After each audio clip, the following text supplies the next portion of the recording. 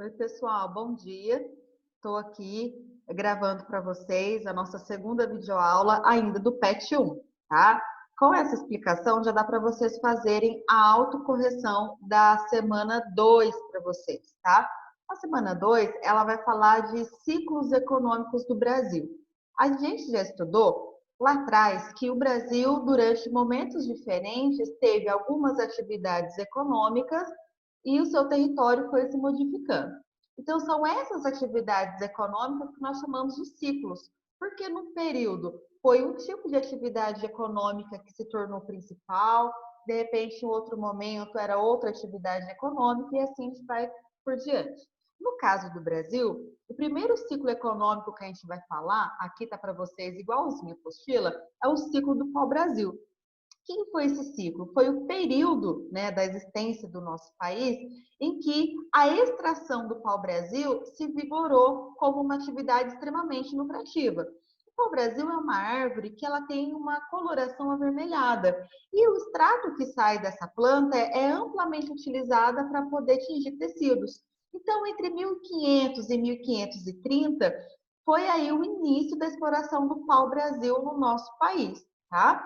E aí, a mão de obra utilizada pelos portugueses para extrair o pau-brasil era a mão de obra indígena.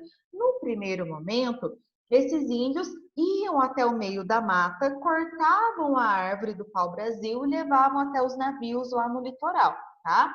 Em troca desse trabalho, eles recebiam alguns objetos de pouco valor, como, por exemplo, uma enxada, como, por exemplo, colar, espelho, eram objetos de pouco valor. Então, o escambo era quando os indígenas trabalhavam em troca de algum objeto de pouco valor, tá? Só que mais tarde, esses índios deixaram de querer trabalhar, né? Não valia mais a pena trabalhar para receber essas coisas.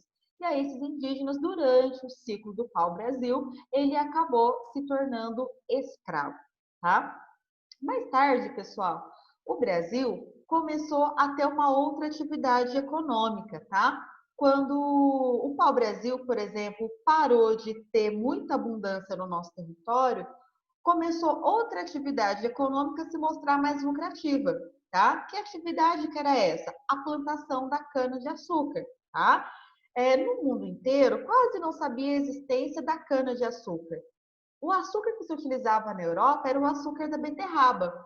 Quando se começou a plantar aqui no Brasil a cana-de-açúcar e fazer açúcar a partir da cana, esse se tornou um produto extremamente valorizado lá na Europa. Então, o ciclo da cana-de-açúcar vai ser o período em que a cana-de-açúcar começou a ser plantada no nosso país. Tá? Ela representava um imenso valor para a coroa portuguesa, que lucrava muito com isso, tá? Então, a gente percebe que os portugueses, eles plantavam o açúcar aqui no nosso país, na região onde hoje nós conhecemos como Nordeste, tá? Era a principal área produtora de cana-de-açúcar no nosso país. Um tempo depois, numa região aonde hoje nós conhecemos Minas Gerais, descobriu-se que aqui tinha ouro e prata, né? Então inaugurou lá no século XVII, no finalzinho do século XVII, e isso aconteceu até metade do século XVIII, a extração de ouro. Tanto é que essa região, que tinha muitas minas de ouro, recebeu o nome de Minas Gerais. Só que não foi só no nosso estado de Minas Gerais que tinham minas de ouro, tá? No estado de Goiás e no estado do Mato Grosso, isso também aconteceu. Então, entre o século XVII e o século XVIII, o ciclo do ouro foi basicamente o período em que o ouro era extraído em Minas Gerais, Goiás e Mato Grosso. Tudo bem? Nesse período, os portugueses começaram a investir cada vez mais dinheiro dentro do nosso país para obter esse mineral extremamente valioso para a coroa portuguesa. Por quê? Quando a gente vai medir a riqueza num país nesse período, a riqueza de um país era medida basicamente na quantidade de terras que ele dominava e na quantidade de ouro acumulada, né? Então, para Portugal ter muito ouro, mostrava que ele era muito poderoso. Tá? Então, nesse período, a nossa metrópole, que era Portugal, teve muita riqueza gerada sobre o ouro. Tá? E o Brasil teve um crescimento não só do seu território, como também da sua economia durante todo esse período. O ciclo do ouro, que começa lá no final do século XVII, se encerra no final do século XVIII, quando as Minas Gerais, né, não só aqui no nosso estado, como também Goiás e Mato Grosso, começa a entrar em declínio, porque o ouro explorado, ele acaba se esgotando, né? Quase todo ele foi levado lá para a Europa até o século XVIII. Quando o ouro deixa de ser explorado, o Brasil começa a inaugurar um novo ciclo, ou seja, outra atividade econômica passa a ser lucrativa. Que atividade que é essa? O plantio do algodão, tá? O algodão, nesse período, ele passou a ser chamado de ouro branco, porque era o principal produto de exportação do Brasil depois que o ouro deixou de ser produzido, tá? Nesse período, a gente já percebe que alguns países europeus, como por exemplo a Inglaterra, estava tendo muita necessidade de ter matéria-prima para a produção de roupas, tá? Qual que é a matéria-prima para a produção de roupas que a Inglaterra precisava? O algodão. Então, no caso do Brasil, começou a ser cultivadas muitas áreas com algodão para que pudesse ser enviado à Inglaterra para poder abastecer as suas indústrias têxteis, certo? Logo depois do início do ciclo do algodão, no Brasil também começou a ser cultivado o café. Então, durante um grande período, o café passou a ser cultivado e o café ficou conhecido como o ouro negro, tá? O café, esse ouro negro, foi o principal produto do Brasil do final do século XVIII até o final do século XIX, tá? Os locais em que o café no Brasil começaram a ser cultivados foi numa região do interior de São Paulo e no Vale do Paraíba, que faz a ligação entre São Paulo e Rio de Janeiro. Também temos o norte do Paraná e também o sul de Minas. Essa região foi a região que mais recebeu a plantação de café. Tanto é que aqui na nossa região, por exemplo, quantas lavouras de café a gente não tem, tá? E a gente percebe já no século XX o período do ciclo da borracha, tá? A borracha, ela é produzida com um material chamado látex, que é uma seiva que quando você corta o caule de uma árvore chamada seringueira, é soltado esse látex, e esse látex é a matéria-prima para a produção de borracha. No nosso país, as seringueiras eram encontradas em Manaus, Porto Velho e Belém, lá na região norte do nosso país. Então, entre os anos 1890 e 1920, foi o auge da sua produção. Mas a gente, quando percebe, em 1940, 42, quando estava passando pela Segunda Guerra Mundial, o Brasil teve, mais uma vez, uma segunda tentativa de produzir borracha através do látex, certo? Então, o que a gente pôde ver até agora? Que dependendo da época da história da existência do nosso país, a gente teve um ciclo diferente. Primeiro, o ciclo do pau-brasil, depois o ciclo da cana-de-açúcar, o ciclo do ouro, o ciclo do algodão, o ciclo do café, o ciclo da borracha. São 6 ciclos que foram acontecendo lá de 1500 até aqui o século XX, os anos 1900. Bom, sabendo disso que eu expliquei, dá para a gente responder as atividades e fazer a sua correção. Então, para a gente responder as questões 1 e 2, observar essas duas pinturas, tá? Então, aqui o que tem? Ó o nome da pintura, o lavrador de café de Cândido Portinari. Então, tem uma pessoa, um negro, jovem, aqui com uma enxada na mão, descalço, enquanto que na outra pintura está escrito o ciclo do ouro. Tem um homem branco, um homem negro segurando uma bateia, que é como se fosse aí um disco, e esse homem branco pegando alguma coisa dessa bateia, que é onde você separa a terra do ouro, certo? Analisamos a imagem 1 e a imagem 2. Vamos ver o que os exercícios pedem para a gente, ó. Qual atividade econômica foi representada em cada uma das pinturas? E quando elas ocorreram?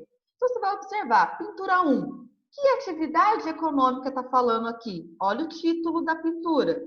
Na atividade 2, olha aqui. O que está pensando? O que está representando essa pintura? Olha o título da pintura, certo? Em que época que esse ciclo aconteceu? Em que época esse outro ciclo aconteceu? É fácil. É só você voltar lá no seu texto, tá? A atividade 2. Quem eram os trabalhadores? Quem era a mão de obra em cada uma dessas atividades? e aonde era que essas atividades econômicas eram desenvolvidas.